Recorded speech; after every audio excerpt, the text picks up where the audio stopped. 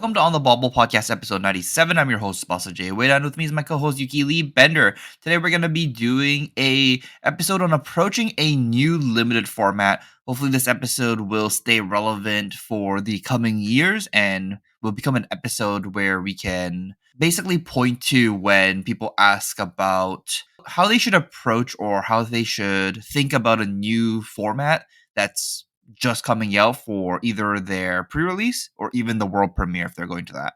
Yeah, with Prague right around the corner and LSS seemingly doing world premieres for I think every new set, at least as of right now, is like really exciting, but also means like I think this type of content is really valuable, something that some of the patrons have been asking for, and yeah, just a really good episode idea. So we're probably going to do this before we start talking about Hunted spoilers and then diving into the new format itself, because we'll have the Hunted world premiere in a few weeks to talk about. And I will be going to Prague, so I will have some insight there to share on the podcast.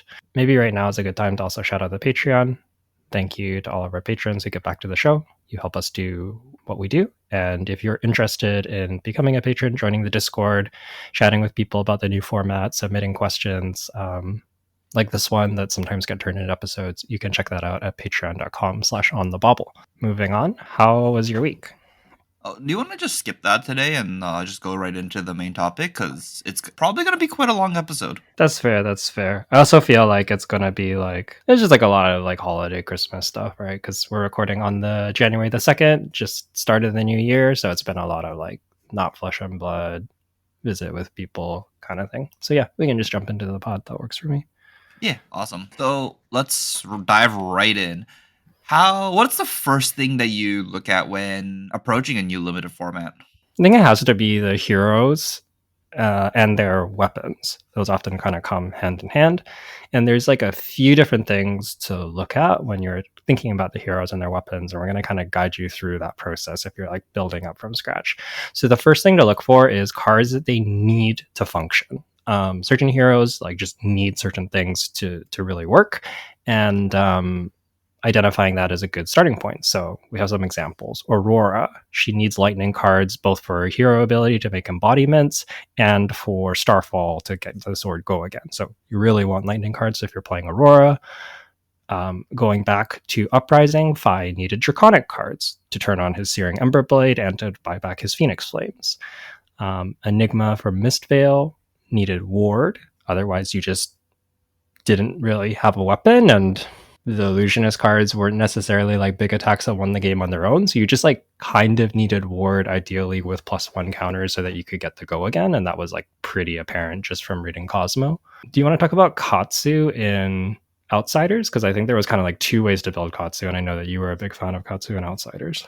So I guess Katsu would be an example of a hero that kind of you ignored their actual hero ability, and you were interestingly, I think Katsu in Outsiders was a very interesting case where Katsu's heroes text was kind of blank in that format, and what you played Katsu for was for the Kodachis, and that's basically where the hero power is sometimes when you look at a hero in a format, you need to realize if the hero ability is actually supposed to be blank in the format or not, or what the actual hero ability is. So for Katsu, Kodachi was basically its hero power, and the fact that you got 2 more life compared to Benji, and that's basically where your value was coming from that hero. And then you got to play a very classic ninja deck. I think in the same vein from Rosetta, Basilio was a hero that had the same kind of thing where his hero ability in Rosetta was blank, and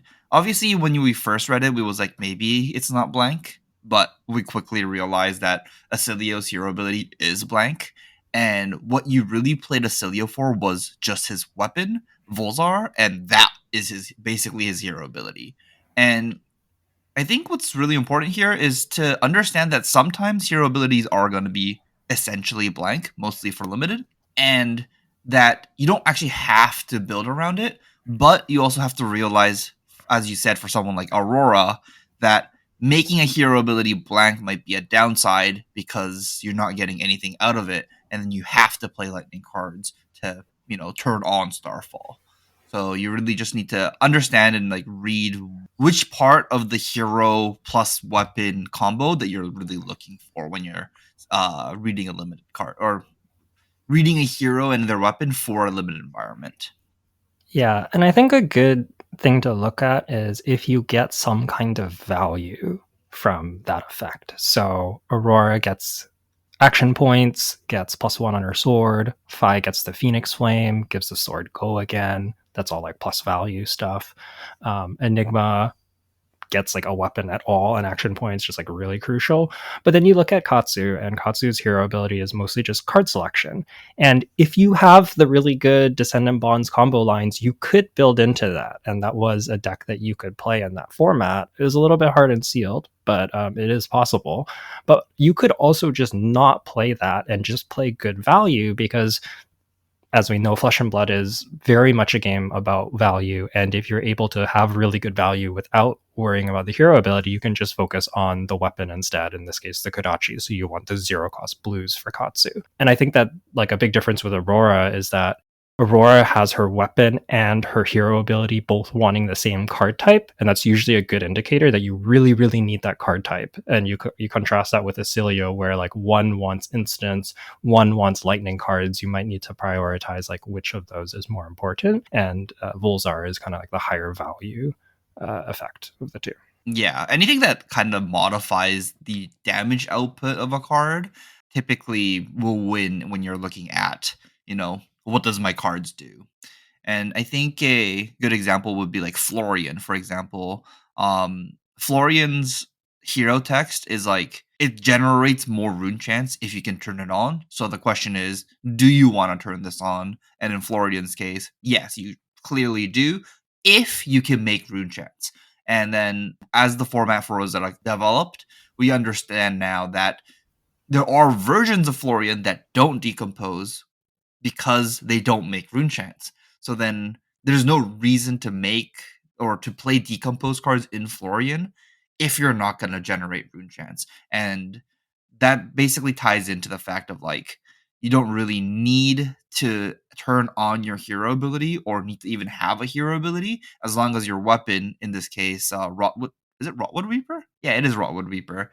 Rotwood Reaper is where you're getting the value from playing Florian and Rosetta. Yeah, so like one of the styles of Florian decks I saw people play at Tampa, the world premiere, was actually this sort of like life gain, no decompose Florian, and it was very much off of the synergy of cards like Strong Yield and Harvest Season with the Rotwood Reaper, and that was kind of like the backbone of that deck that a lot of people identified as like a strategy that was pretty easy to come together. And I think something worth noting about, like, if we're talking about Rosetta, Florian had a huge range of cards that he wanted, right? Like decomposers plus rune chant makers, or he could just play like the auras with some life gain. He could just play big attacks because we'll talk about this, but big attacks are basically always good in sealed.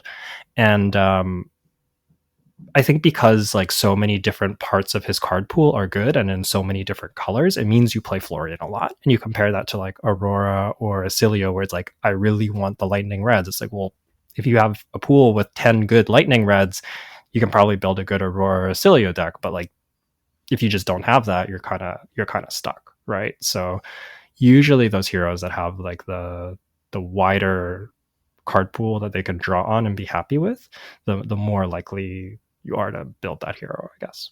In Flesh and Blood, typically there's usually like one hero that just does have a wider pool. If you do a little bit of research beforehand or, like listen to our podcast, we should be identifying which hero should be wider. But sometimes, actually, no, most of the time people are pretty good at just identifying which hero is like the most efficient at playing their cards. I think usually after like one pre-release, people kind of identify which hero has the highest floor. So you'll probably get a feel for it pretty quick, and just like seeing what people are doing and seeing what's doing well is a really good indicator. We saw this also in Outsiders with Uzuri, where Uzuri and Sealed in particular was really, really good because you just kind of wanted stealth cards and attacks to flip in, and it turns out that like that just ends up being almost all of your card pool, because like most of the generics were pretty good to flip in. They were like costed cards, or sometimes cards like feisty locals, which if they block get plus power. And then Assassin had a bunch of stealth cards, and you could also play the react. So it was just like everything in my card pool is like kind of a good card. I have a bunch of 3 blocks, and like I kind of don't care like which combination of cards of those cards I play. Like maybe there's stronger and weaker Zuri decks, but the floor was just so high. Yeah, that makes sense. What's the next thing you would look at after maybe evaluating your hero abilities and your weapons? And all of this can be done before you even sit down or even like head to your pre-release, right? Yeah, and I think all of this like first section of analyzing the heroes is kind of in that category. So the next thing I'd look at is your resource curve, and usually where you start out with your resource curve is your weapon, as well as maybe your hero ability if your hero ability has a cost. So we have some examples. Aurora, you want 0 costs a lot of the time because the sword plus the embodiment lets you spend the blue. That's like a clean 3 resources. Alternatively, you can lean into the curve of 1 cost sword and 1 cost, especially if you already have an embodiment from last turn. So that gives you a pretty good idea there of what Aurora is looking for. Notably, like the 2 for 6 with the sword is also a reasonable curve. So you're really just kind of looking for efficient ways to spend a whole blue, or in some cases 2 whole blues. But you don't really want to be left with resources floating, because generally every time you like put 1 more resource into something, you get 1 more damage. Like if you think about like wounding blow as a 0 for 4 and critical strike as a 1 for 5, the 1 extra resource translates to 1 extra damage. So if you're floating 1 to 2 resources every turn, you're kind of missing out on like 1 to 2 potential damage if your deck had a better curve. And just you kind of want to figure out what that curve looks like beforehand, or at least have some ideas of how you might want to fill out that curve and what kind of cost cards that hero wants. Do you have any other ideas, or do you have any other examples of resource curves that we've seen in Flesh and Blood? Yeah, so I think the easiest examples will typically be like the aggro decks. So five, for example, if you play a lot of 0 costs, so like a head jab starter, then you can pitch a blue into an ember blade that costs 2, and then you have 1 resource floating for your Phoenix Flame to pick it back up and activate Fi's ability and play the Phoenix Flame again. And I think something that's important here is to realize that you are doing a 2 card 7 and then getting value in that way. We did do a episode on resource curves, and I think you should look back into it when you are considering what a resource curve should look like. And just because you're using up all your resources doesn't mean that you have a good resource curve. Just make sure that you're actually outputting enough damage as well. So just because you're using all of your resources doesn't always translate to damage or value. So just make sure that you're translating that to value. For example, if you're using Aurora to make an embodiment every single time, you're kind of lighting too much value on fire, for example. Yeah. Yeah, that's a really good point. I guess, yeah, check out that episode, but also just as a brief refresher, usually every card is worth about 3, and your action points are usually worth about 1. So that's for like your ideal on rate scenario. In limited, we can't always hit that, but you're like 1 card 4s, 2 card 7s, 3 card 10s are like kind of your baseline. And if you're at that baseline, it's good. If you're above that baseline, it's like really strong and limited. And as you go below that baseline, it gets less and less good. Anyone else you want to quickly mention before we move on? Yeah, let's finally talk about Iyslander. Iyslander was a bit of a unique case. I realized that Iyslander is quite a long time ago, so Iyslander can play blues from her arsenal as instants.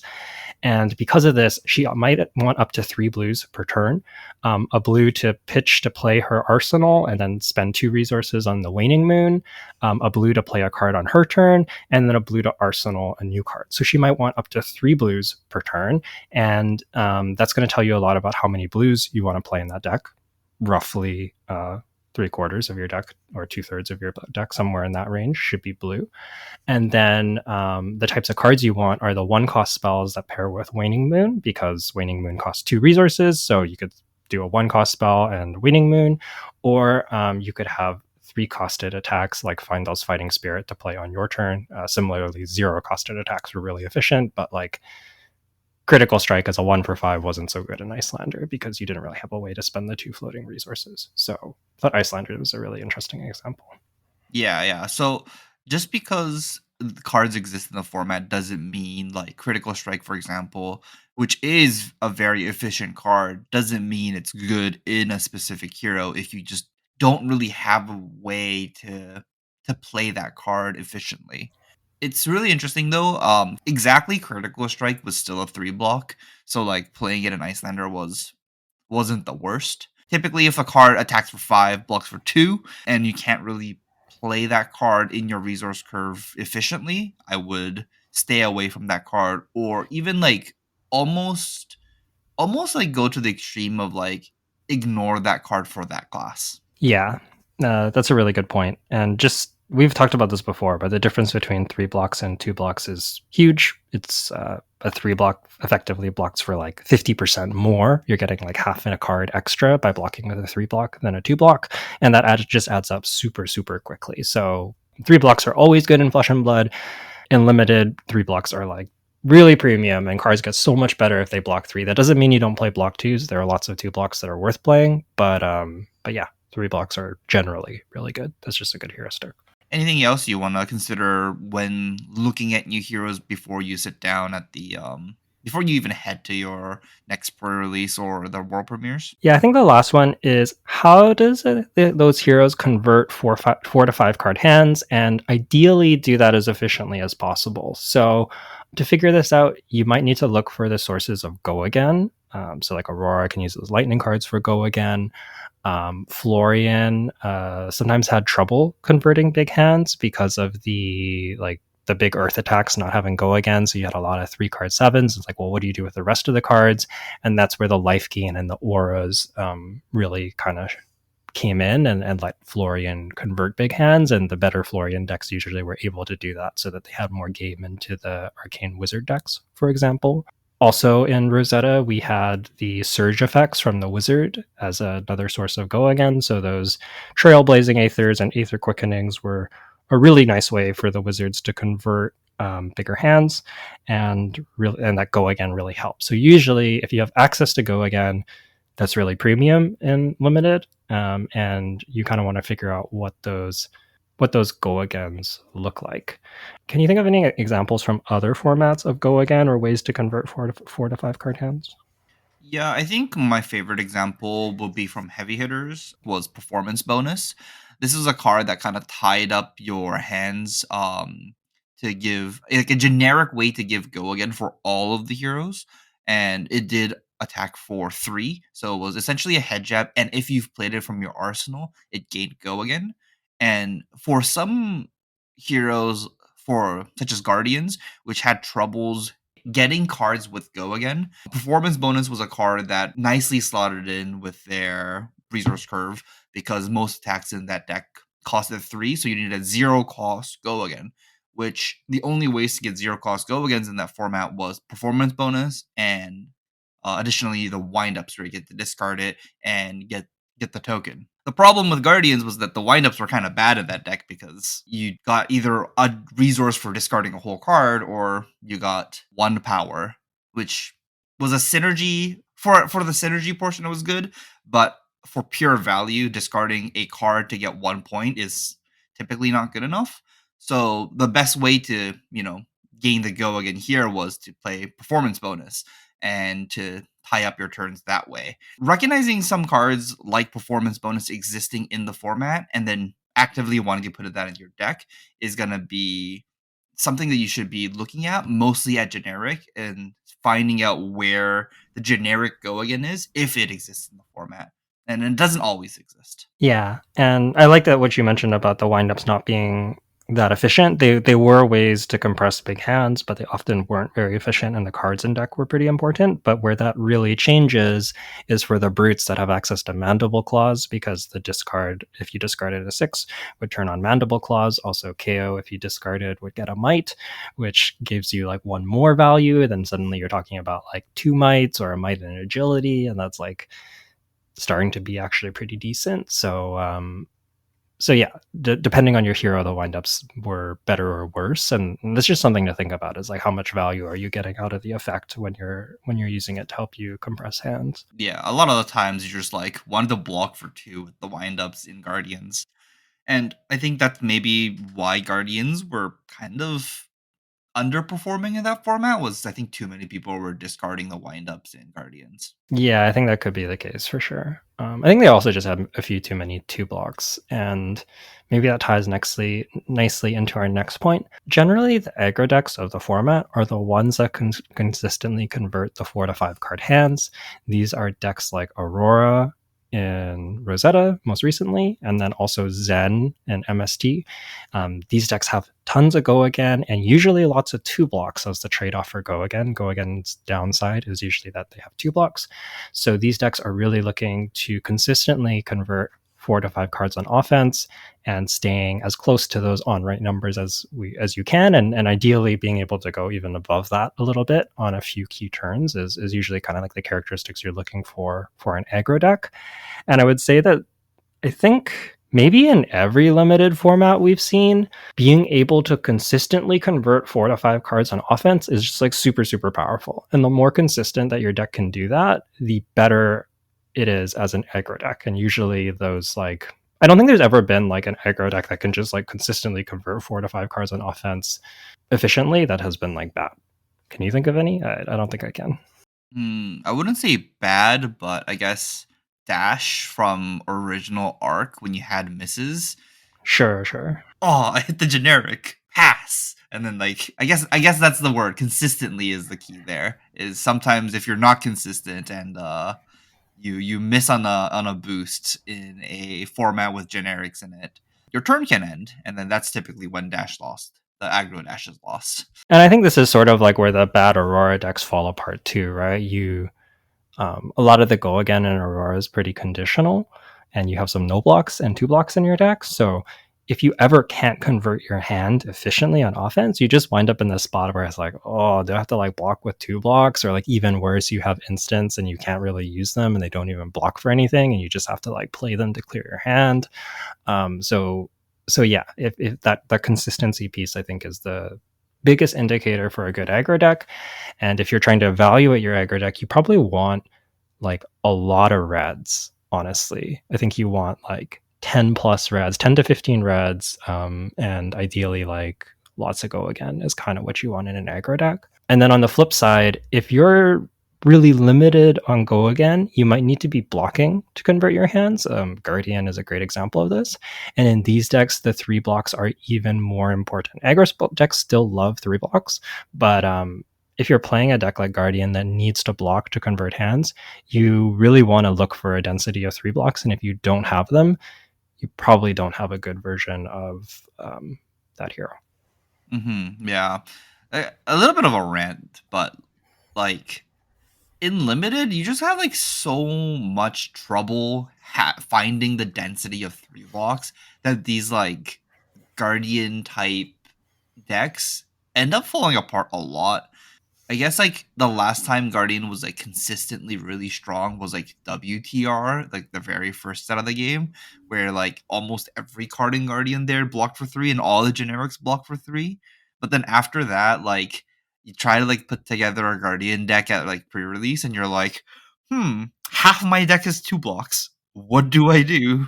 And yeah, I think that is it's like a design choice from LSS that they don't want games to just be all about blocking and more about playing the cards. So it is an actual design choice that it is going to get harder and harder as the sets come out for you to be able to just play like a blocking type deck that just swings a hammer every turn. Yeah. You may not be, and I think what we're seeing is a lot of kind of like hybrid decks that aren't really like pure guardians, but maybe play a bunch of 3 for 7s and then do some blocking. So like Florian and Rosetta was kind of like the guardian of that format, even though he wasn't like strictly doing the block 3 cards swing hammer playstyle. He was still kind of like guardian-esque because he was quite defensive. Yeah, he was super defensive. And he got life gain for free. Oh, that's not fair. All of that is kind of the things that I would do before you even play any games, maybe look through the spoilers, spend some time thinking about this. Just to recap really quickly, look at the hero ability and weapons, identify the cards as they need to function, and if you want to build more into the weapon or the hero ability, or in some cases both if it's possible. Think about their resource curve and how to spend resources efficiently and get those, 2 card sevens, 3 card tens, and so on. And how does the hero convert 4 to 5 card hands? In aggro decks, you want Go Again. Go Again in general is super, super powerful. So you want to look for ways to incorporate that while still being on rate. That's kind of the key. And then if you don't have access to that, you probably need to have a bunch of 3 blocks to compensate. And I guess we didn't talk about this, but I'm just thinking of it now. D-reacts are really helpful to these decks that want to block, because on some turns your opponent may not attack you enough to be able to block as much as you'd like, and if you can arsenal that card to do more blocking on a future turn, it's a good way to help these decks convert. So Guardians really like this, and also like Enigma and MST really like this to help protect your board. And there's just like a lot of turns where you just wanted to throw a Bastion, and then like if you could arsenal the Evasive Leap, it was like super good.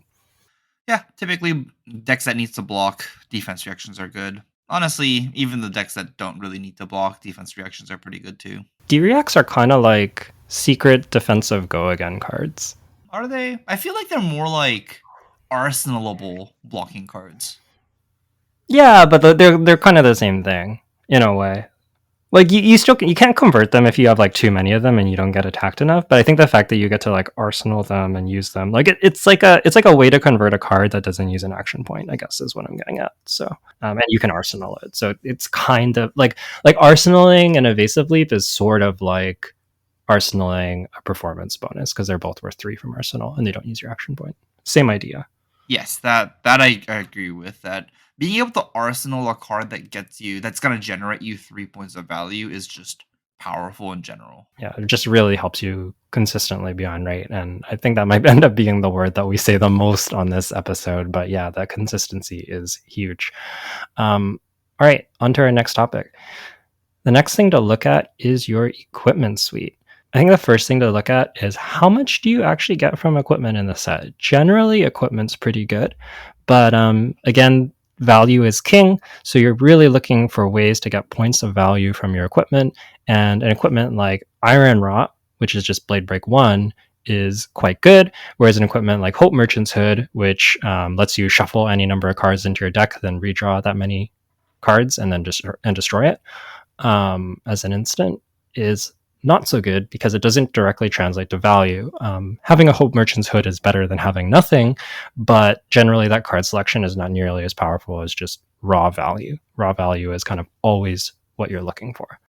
I think an argument that some people make would be like, "Oh, my Hope Merchant Hood can unbrick my hand," but I think what's important there is that that's like extra work you have to do to gain that value, and just because you activate a Hope Merchant Hood and unbrick your hand doesn't mean that that's gonna happen every single game. But an Iron Rod will consistently and always generate you 1 point, and I feel like that's the important part, is that because this is a best of one game, you really need the consistency and the reliability of the Iron Rod generating you that 1 point. And the better that your equipment does that, the more powerful that equipment is.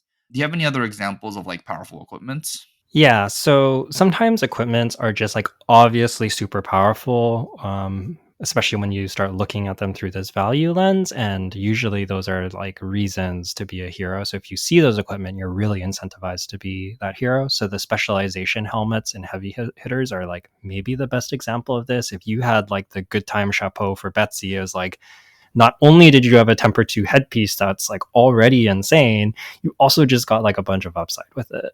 And yeah, generally those equipment headpieces that blocked for a lot were really good. And then we saw like the Rhinar one, I think was Battle Warren 1, then you discard a card at random and draw a card, and like the Rhinar one was like, who cares? Yeah, yeah. Compared to the Temper 2, Rhina got shafted. Yeah.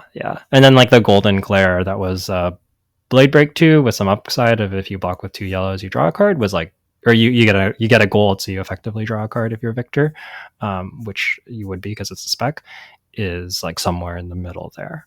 A more recent example of this would be Silent Stilettos and Arousing Wave in MSD. I think just like having some of these for new major new deck so much more threatening, and you kind of just like needed these cards to have a good new deck, especially the Silent Stilettos. So if there's a hero where you identify like one equipment is like so crucial to their game plan that you kind of like need it to have a good version of their deck, that's like a great place to start looking at that hero. Can you think of other examples of kind of like key equipment in heroes where it's like a really big incentive to be that hero, or like a piece of equipment to look for that hero? Yeah, I think from the most recent set, Runehold release for Aurora tied together like a lot of the Runeblade cards. To as we said earlier, like Aurora had conditional go again, and Runehold release provided essentially that conditional go again when you needed it. It was a key piece to consistently convert the 4 to 5 card hands on every turn of the game. And I think another one that I really like was Spellfire Cloak for Icelander. That was a card that really allowed you to play one copy of like blue ice bolt in your deck, and that was just like generated, that's basically 1 point of value right there, right? Because instead, if you had to play the one copy of Aether Ice Vein, no, what is the one cost blue? Aether Hail. Aether Hail, sorry. Yeah. Yeah, so instead of playing Aether Hail, which does 2 arcane damage, you got to play Ice Bolt, which does 3 arcane damage. And that 1 point of difference was pretty large for Icelander because Icelander was a wizard and she was playing on very tight margins. So just being able to generate that 1 extra point of value through playing Ice Bolt instead of Aether Hail was a pretty big upgrade for Icelander. And you're really looking for equipment that really does just generate 1 point very consistently and every time. Yeah, and the upside of being AB, which was super super strong in the mirror, was like also crazy for that card. I think another good heuristic for us is that usually cards that generate resources are really really really strong. Like I think that like as much as like a resource is like roughly equal to a damage, I think like a card that gives you +1 damage versus a card that gives you +1 resource, the resource is almost always better because it sometimes lets you just like play hands that wouldn't work otherwise, or play curves that wouldn't, like you can play a 4 point curve once in the game and like build your deck in a way to like this is my 4 point play for this deck, and you have like kind of like a power play that you have access to just because you have that extra equipment on board. Similarly, we saw like Deep Blue, which didn't. It lets you bottom a card and make 3 resources from Tales of Aria, and that card didn't even give you plus value, but it just like made it so that you had a blue on demand, and that was just like really powerful. So I think that in general, um, cards that generate resources are super good, especially if those resources are free. We kind of see this with like Bodice, where like Bodice actually requires you to destroy an aura and get a resource, and it's still like a pretty good card if you have reasonable things to destroy with it. Hmm. I think that kind of ties together with because the 4 cards you draw are random. It is 4 cards, so it's a lot of cards, but it is still random what 4 cards you get. And this means that you sometimes draw hands without blues, or you sometimes draw hands that doesn't have enough resources to convert your hand, and you're looking at like how to convert your hand sometimes for your turn cycle, and like blocking is kind of mediocre because they're 2 blocks, and then playing your hand is like kind of impossible because you don't have a blue. This is where if you have the extra equipment for the resource, that you can turn your an 8 point turn cycle into a 12 point turn cycle, and that essentially just generated you 4 points of value just by having this one card. And this is also another. I think this might be a good time to explain that, like, just because using your, like, let's say a bodice will generate 1 or 2 points of value, that might not be a good spot to use it if your hand is going to go from like 11 point turn to a 12 point turn. It might not be a turn that you want to use it, and you want to use it on a turn where it turns like your 7 point turn into like a 10 point turn or like an 11 point turn. And you're really looking at that, like the delta between the difference between those turns. And you also just need to understand that your deck has if your deck has problems and have multiple turns where you can kind of foresee that you're gonna have these like 6 point turns, you want to save your resources for turns like that. On the other hand, if your deck is very consistent and you're almost always gonna have a 10 point turn cycle, then you can use your chess piece that generates resource to just improve it to from 10 to 11 more willingly. That is just kind of something you should be aware of before you start playing your games. Yeah, and if that sounds intimidating, the biggest thing I would recommend is just like think about like, okay, I have an extra resource or I have access to like a blue at demand. Like what can I use that for? And just like look at your deck and try and like figure out a play that you can use that for. The simplest example we had earlier was you're playing Icelander and you have the chess piece that gives you a resource. Well, now you can play a 2-cost spell from your arsenal. So you just play one Ice Bolt. Like it sounds complicated, but I don't think that it actually needs to be. And so if you're finding this like intimidating or like a big idea, just like start really simple. And I think often just having like one play where it's like, yes, this is like a good 4-card play, 4-resource play is kind of like all that you need to get started. And the rest of it is sort of just experience. As you play more, you get to do assessments of like, yes, I think I can do better, or no, I think this is the best I'm going to get. And some of that has to do with like how far into the game you are. The farther you are, the less opportunities you're going to get to look, and so the less choosy you want to be. But that's kind of getting into another topic.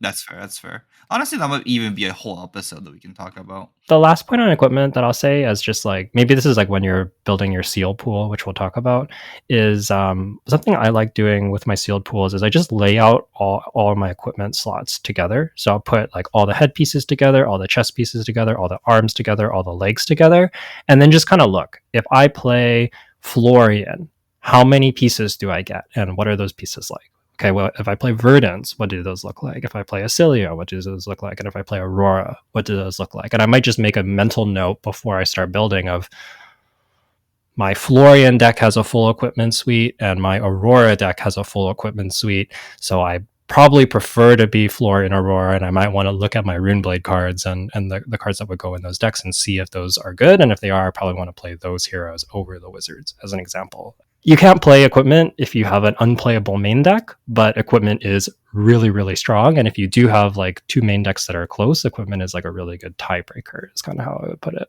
Yeah, that's a really good example.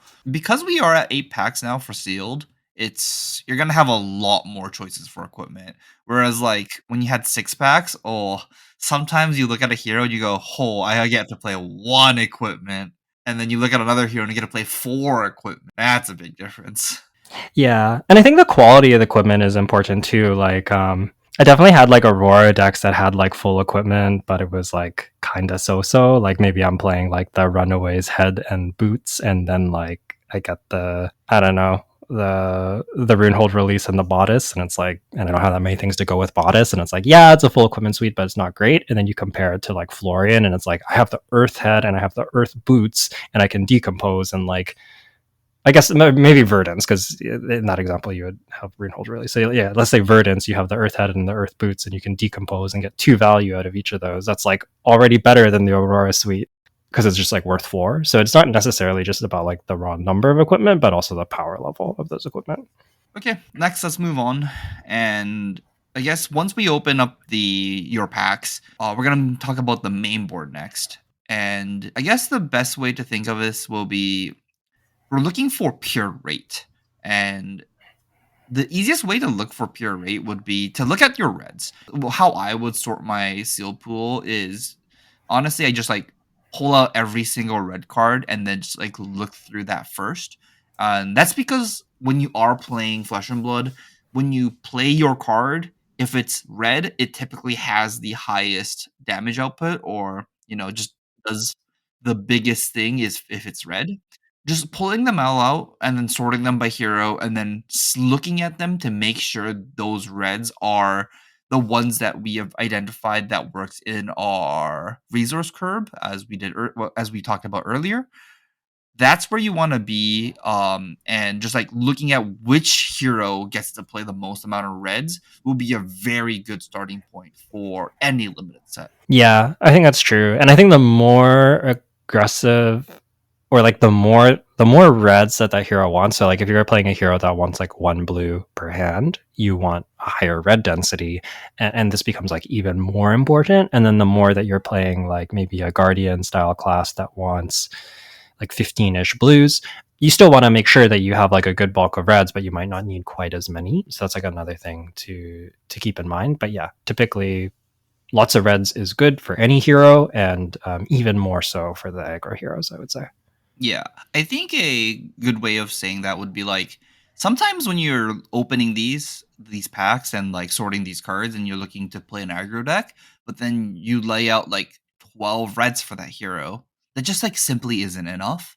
But then like if you lay out like 12 reds for a guardian or like, a more defensive deck, then that is actually just enough reds to, make your deck function. That's like another like layer, not a layer, but like a thing to look for is like I want to play aggro, but then I'm like really looking for like 16 reds.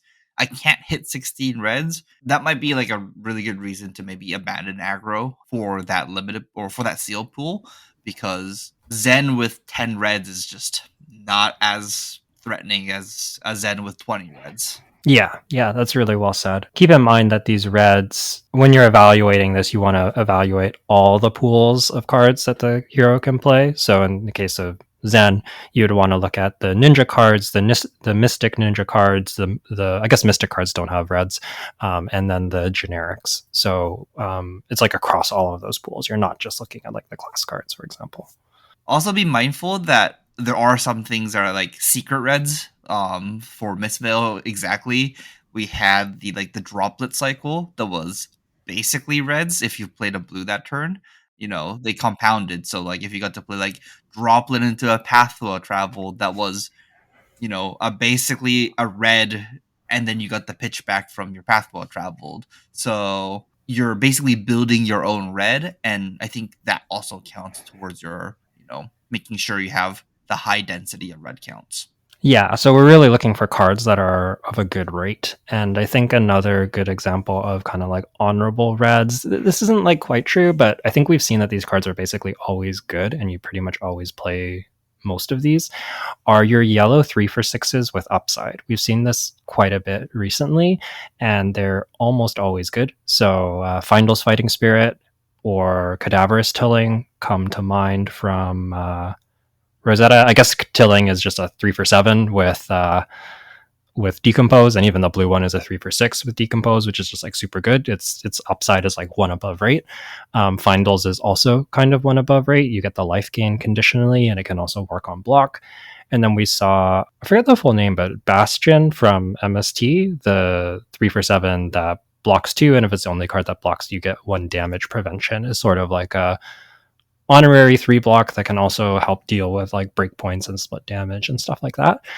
Yellow Bastion was just like a super solid card. So I think it's hard to say for sure without seeing the set, but usually these 3 for 6s with some kind of upside are just like pretty good. Like Yellow Blanche is another example. 3 for 6, pretty good on hit. Like that card's just like pretty playable. And I would count that as like a efficient threat in your deck. Mostly Fyandals. Fyandals is yellow, blue, all of them's good too.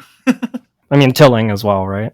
Yeah, Tilling is. And Bastion too. Like I think any of these, like I think the pattern really is like the 3 for 7 with upside, or even like a 3 for 7 block 3. Those are good at every color. We saw that in heavy hitters, that just like the brute got like Pound Town as like essentially just like a blank 3 for 6 brute card. It did have beat chest, but like you didn't really use the ability very much. It was like that card was basically just a yellow 3 for 6 brute card with no text, and it was just good.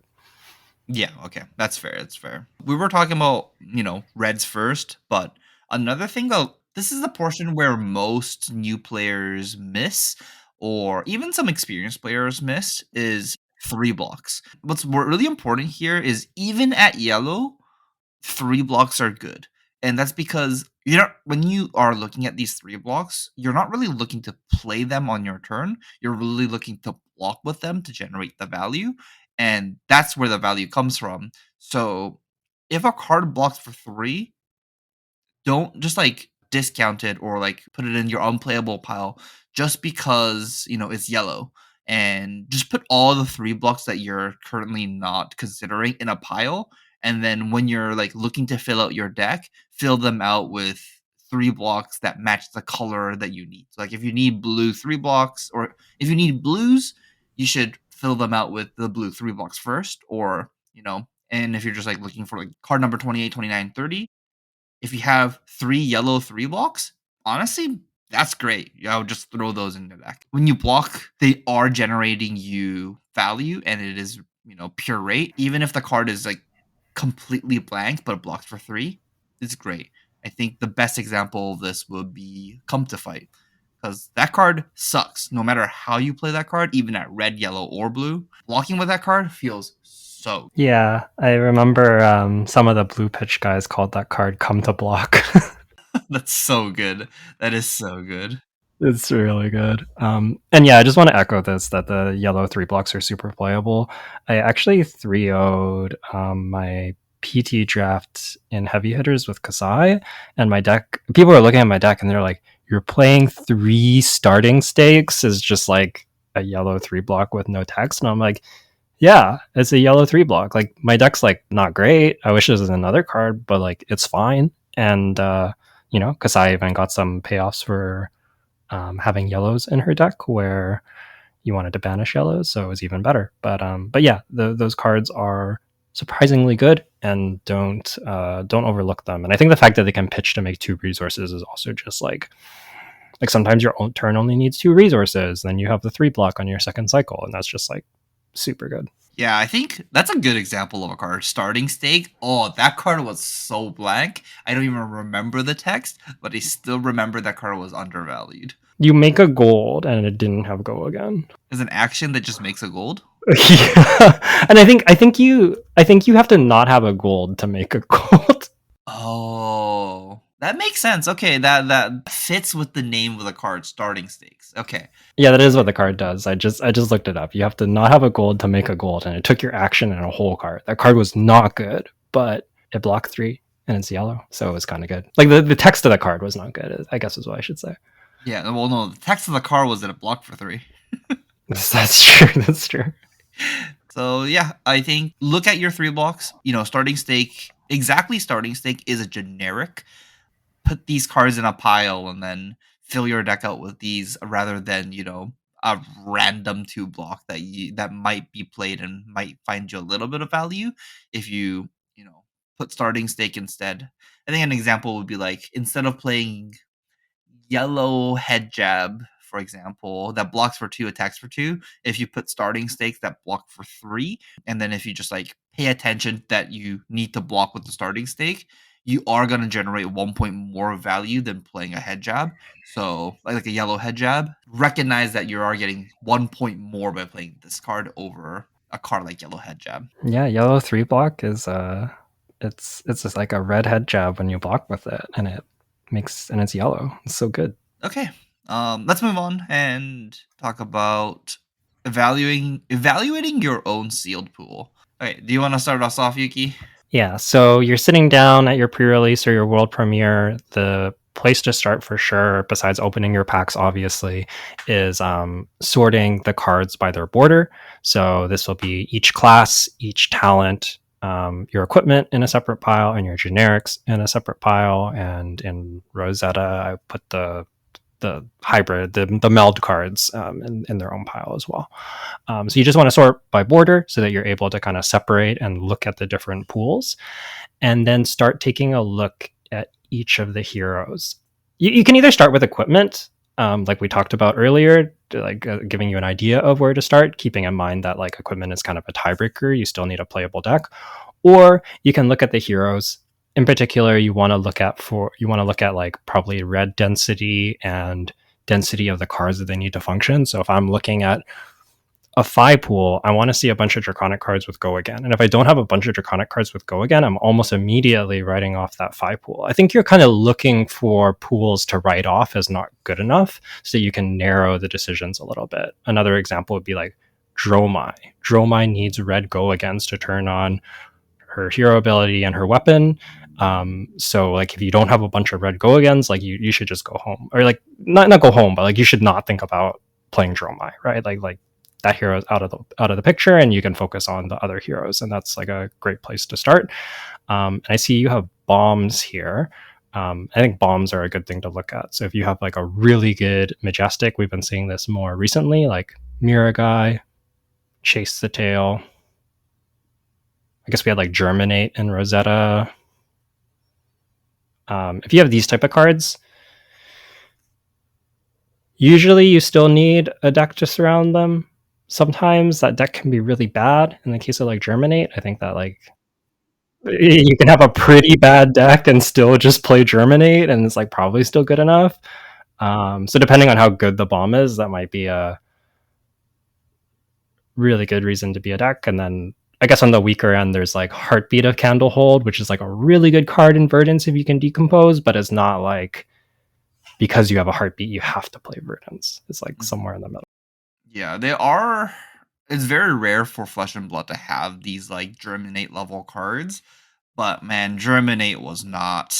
That card was not designed for limited. I kind of wish Germinate was actually in the expansion slot because when the the games where Germinate resolves pitching 12 or like, 4 blues into a Germinate, those games are not fair. Mostly if you have the Florian text up.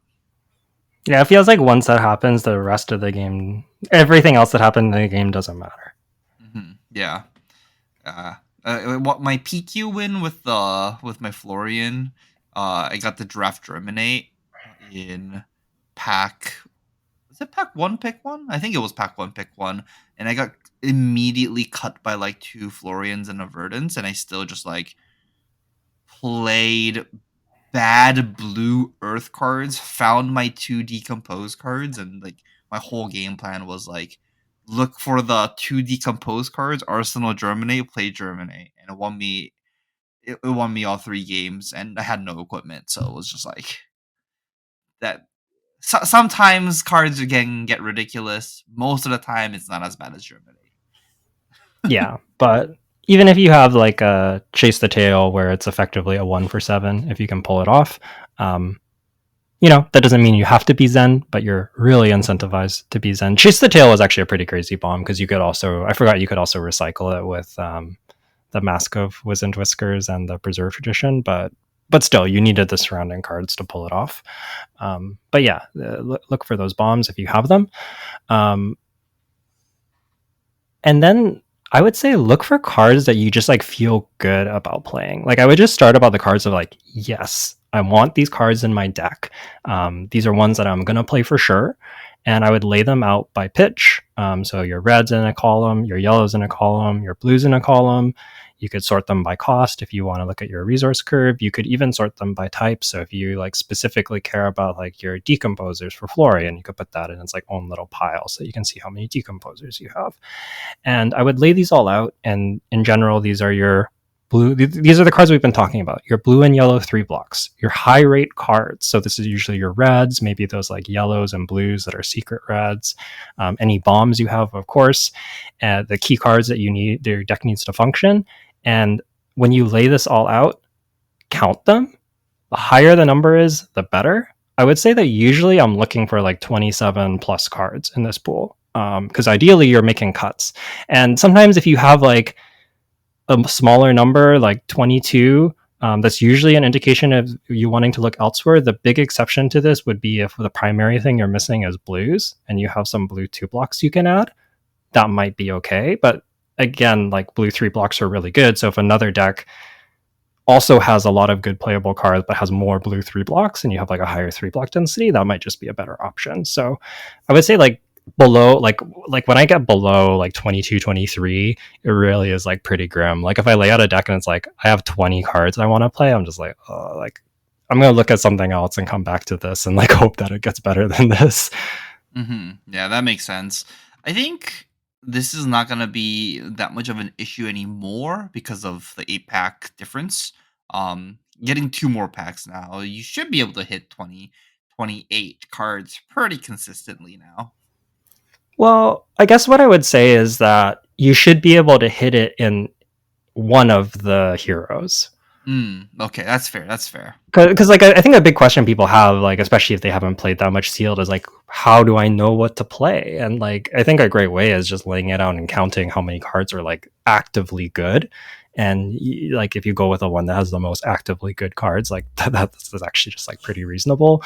It's not perfect. Like ideally, you're looking for like having the good curve and all the things that we've been talking about, the good game plan. Efficient ways to have go again and execute that game plan to turn on your hero ability. All these things are important, but yeah, ideally you want a density of these cards, and if it's too low, you really want to look elsewhere. And that's a really good way again to kind of like eliminate choices. So I think you're trying to kind of usually, like if it's like a 4-hero set, I find there's usually like 2 heroes that are like, yeah, this pool is not great, and then there's 2 pools that are like kind of close, and then I just have to compare which of the 2 pools I think is better. And yeah, would you say it's sort of similar for you? I never thought of it like as like a number of cards like this, like 27, 28. I typically just like, throw all the cards per class and like see which class just looks already like a deck and then just play that essentially. Mostly for like pre-release, I just like throw all the cards I want to try or play, and then typically I look at it and go, oh, that's like 30 cards. That's basically good enough. Sometimes it's 29 and you throw a blue in. I guess what I've had is like I've had decks where I look, and maybe this is like when you don't have enough reds, so maybe like some of the other steps can eliminate some of this. But I've definitely like been like, oh, like I have a good majestic, like maybe I can build around it, and then you like lay out all your good cards, and you're just like, huh, I need so many more cards. I have like 2/3 of my deck. Where's the other 1/3 of my deck? And you start looking, and it's like so bad, and it's just like, okay, I'm not gonna play this deck. This is like not playable. That typically happens when you have something like a mirror guy and you're like, wow, this bomb's so good. Or you just like have like multiple premium reds, but then like you just don't have that many of them. Like you have like 7. Oh, yeah. It's like you have double red flittering charge and nothing else. You're missing 10 cards and you can't just like fill your deck with like 10 no block yellows. Yeah, it does happen, and something to kind of look for. Maybe so I think that's kind of like what I would look for in evaluating your sealed pool. Sort your cards, lay it out, take a look at each hero, focus on if you have like bombs. Even cards like Arcane Seed's Life come to mind, where it's like it's not a mirror guy level card, but it's like, oh, I have Arcane Seed's Life. Okay, I'm immediately thinking about playing Florian. I think basically all the meld cards were kind of in that category a little bit. Look at equipments. These are good tiebreakers, good ideas of places to look at. And then look at your cards. All the cards you're excited to play. Does it look like a deck, as Jay put it, laid out by pitch? Does this just like look like a playable deck that works? Which of them looks the most playable? And you could maybe do a card count of like, am I at like the 27 plus range where I can start cutting cards, or just like adding one card and that's fine? Or do I have like a less than 20 range where it's like really hard to get the cards playable? Often something I'll do is I'll put all the cards I really want to play in a pile, all the cards that are like, this is like filler, but I could play it, and then like these cards suck pile, and like I really hope I don't have to put these in my deck, but like maybe if I desperately need a blue 2 block, like I'll play this card. All right, so that's kind of how to evaluate your sealed pool. The last thing I want to talk about is if you're at your pre-release or your world premiere, I think it's really good to go into it. And again, this can be done before you start the event, and figure out, what is my priority for this event? Am I prioritizing learning about the format, or am I prioritizing winning? Because I don't think that these actually necessarily look like the same thing super, super early on. And generally, if you are going to a world premiere and you're planning to play the calling, I would personally encourage you to prioritize learning for the world premiere than prioritize winning for the calling. Because like the world premiere and maybe some of the side events leading up to the calling are your like chances to try out the format and experiment and learn as much as you can from those games. And then the callings where you want to put everything that you've learned so far to practice and maximize your win rate. So these can look like a little bit different things depending on what your goal is. So then I guess let's start with the learning. Like what are you trying to do when you are prioritizing learning? Yeah, so usually I'm trying to try out multiple heroes. Usually these world premieres and pre-releases are kind of like open construction. You can change your heroes between rounds. So if I have like more than one sealed pool, I'm not sure which one's better. I'll probably just play both of them. Even if one's going well, I'll be like, I'm going to try the other pool because it doesn't really matter if I win. I want more information. And especially like if you've played a few and you've been like, okay, like I've had the good Verdance pool. I've had the good Florian pool. I'm doing like my third sealed event on the world premiere weekend. I'm gonna try learning one of the lightning heroes because like I don't understand those heroes. I think is like a really good way to approach it because yes, you can just keep playing the Earth heroes, but like what if you open a pool that isn't one of those? Try to look for opportunities to play the other heroes. If you don't have the pool for it, you don't have the pool for it. You don't always have control over this, but I think getting to try out different heroes and even try out different cards. Be like, I don't know if this card's good. I'm gonna put in my deck, see how it goes. I think all of that is really valuable. Yeah. Then what about if you were to prioritize winning? Like what does that look like? Yeah, so the basically look for really good rate and consistency. The nuts and bolts style deck that are just like good fab fundamentals are usually really good in general and disproportionately good early. So like I saw life gain Florian. I saw some people just like forcing life gain Florian at Tampa because they just identify like Rotwood Reaper's the strongest weapon. I just need some auras. I don't even really care what color the auras are, and then I need some life gain. And like I have a deck. It doesn't matter if Decompose is contested. Like I just have a deck, and I'm gonna throw a lot of 3-card sevens. I'm gonna have some good blocks, or sorry, 2-card sevens. And then I have a lot of good blocks, and that's like just gonna be my deck, and that's good enough. And that will honestly like win you so many games. So many games. If you just do the like high efficiency, very boring thing, like very good fundamentals, you will win so many games of Flesh and Blood. I think the synergy focused stuff is a lot harder to figure out. But if you can, it's really rewarding. I think the reason why the nuts and bolts deck is gonna thrive at least like week 0, week -1 of a format is because some people will try making synergy focused decks and then they'll either fail or the deck's just like not gonna come together in the way that they imagined. And once a synergy deck kind of falls apart, their value is going to be significantly lower than if you were to just like play 2-card sevens into a 3 block. And, the synergy decks that didn't come together just won't be able to compete in that same level. Yeah, I think a really good example of this is in like Bright Lights. And we saw this even really late into the format in Bright Lights, actually, where Teklo Vossen was kind of like the deck that came together the most often. And it was because he just got to play good 3 blocks, had a good weapon, had a simple game plan. You have some Evos, you have some big attacks. You just like have a reasonable deck that can win games.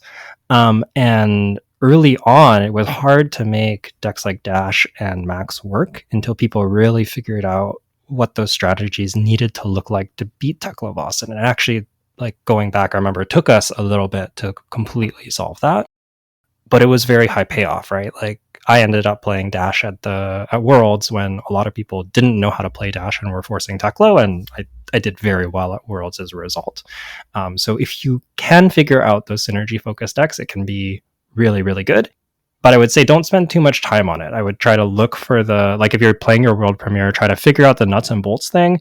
And if you happen to stumble into like, I'm going to try Acilio, and you figure out what the sick Acilio deck looks like, great. That's awesome. That's like a huge, huge boon because you can draft a deck that maybe other people aren't going to try to draft. And if you can do that, you get super, super rewarded. But also, if you can't do that, it's okay to avoid this. And I think we kind of saw both sides of this coin at Tampa. I know that Lucas Oswald in his D2 draft, I believe, drafted Acilio.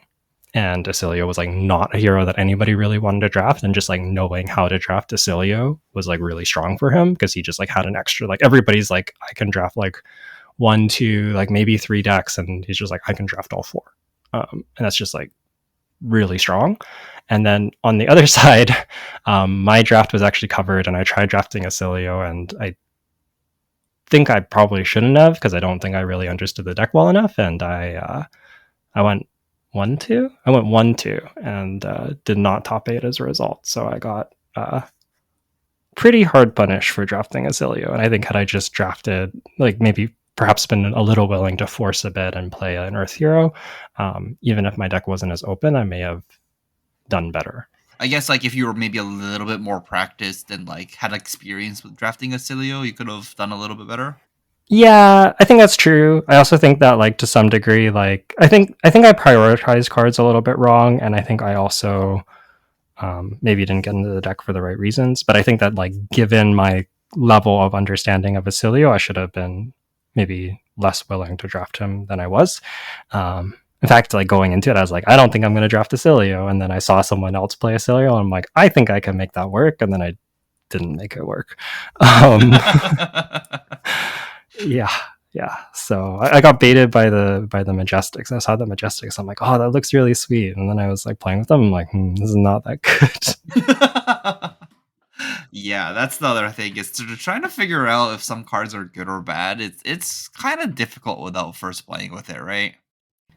Yeah, yeah. And one of the nice things that I love about pre-release is that pre-release is such like a low pressure environment. There's just like really not very much, if anything, on the line, and you can kind of just like play games for fun and play games to learn.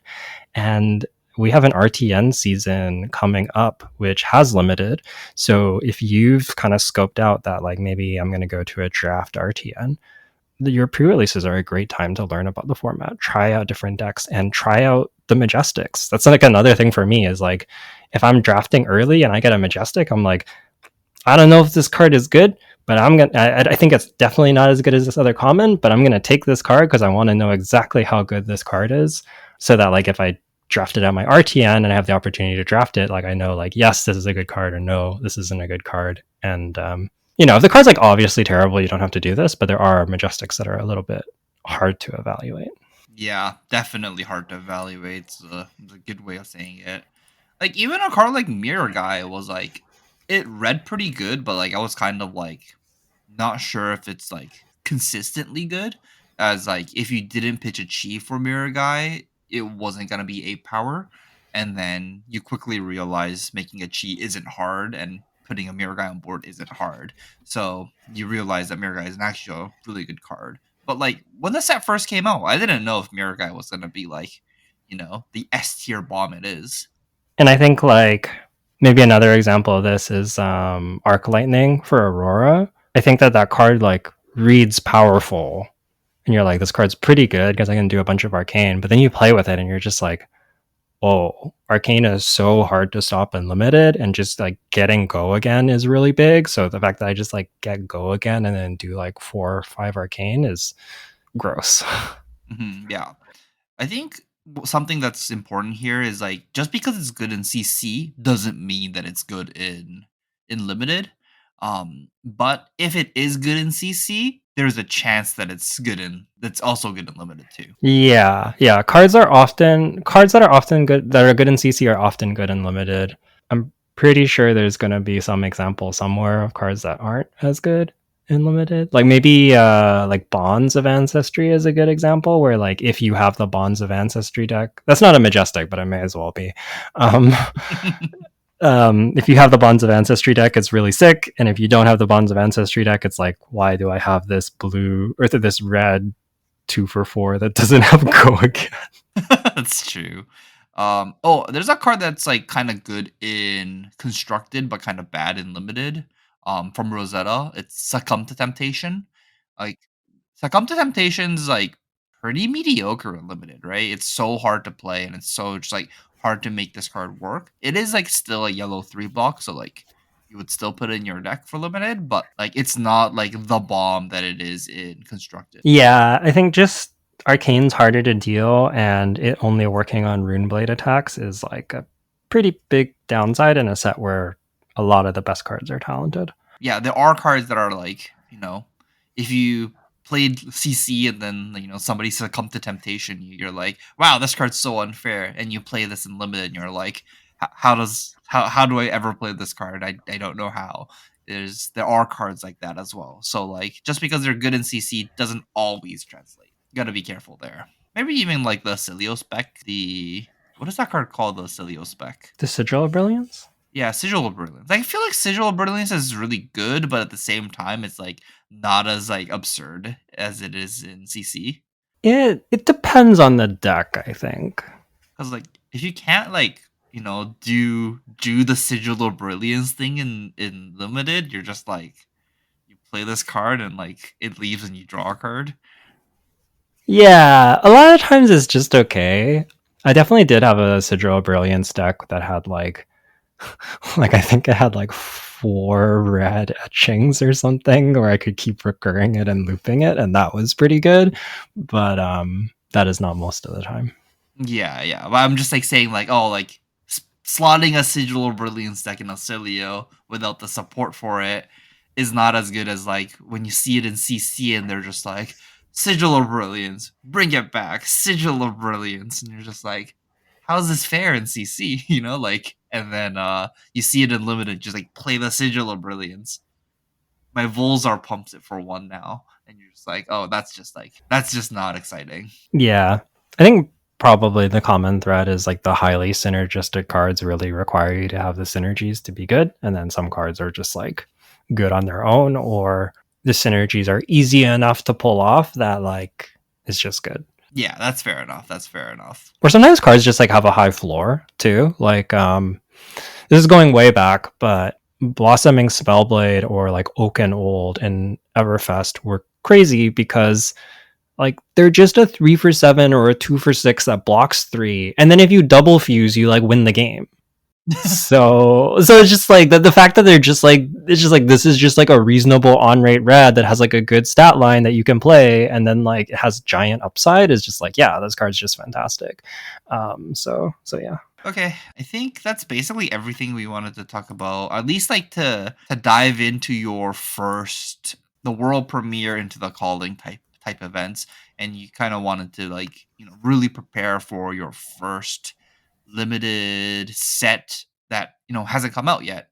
And hopefully this episode's going to be good for like future sets. And if this episode falls apart like a year or two in the future, maybe we'll do a new one that like fits more closely to like the future sets.